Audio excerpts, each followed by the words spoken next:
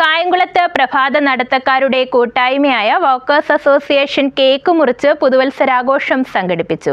Municipal councillor Puliyara Venugopal ആഘോഷ പരിപാടികൾ ഉദ്ഘാടനം ചെയ്തു.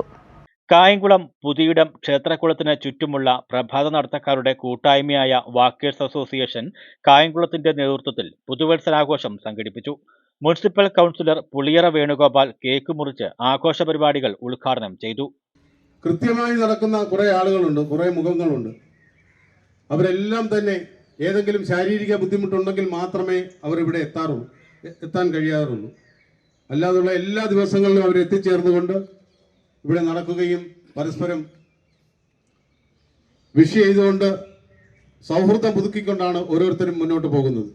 നഗരത്തിലെയും സമീപ പ്രദേശങ്ങളിലെയും നിരവധി ആളുകൾ പ്രഭാത സായാഹ്ന സവാരിക്ക് ഉപയോഗിക്കുന്ന ഈ പ്രദേശത്തെ അടിസ്ഥാന സൗകര്യങ്ങൾ വർദ്ധിപ്പിക്കണമെന്ന് ആവശ്യപ്പെട്ടുകൊണ്ടുള്ള നിവേദനം അസോസിയേഷനു വേണ്ടി അഡ്വക്കേറ്റ് KV വസന്തരാജൻ കൗൺസിലർക്ക് കൈമാറി.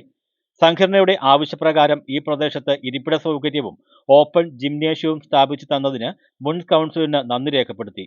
KM ഷാനവാസ്, അഷ്കർ നമ്പശ്ശേരിൽ, നൌഷാദ്, സുരേഷ് ബാബു, സൈനുദ്ദീൻ, ഡോക്ടർ മുരളീകൃഷ്ണൻ തുടങ്ങിയവർ സംസാരിച്ചു. തുടർന്ന് കായംകുളം തനിമയുടെ ഗാനമേളയും നടന്നു. News bureau, Kayamkulam.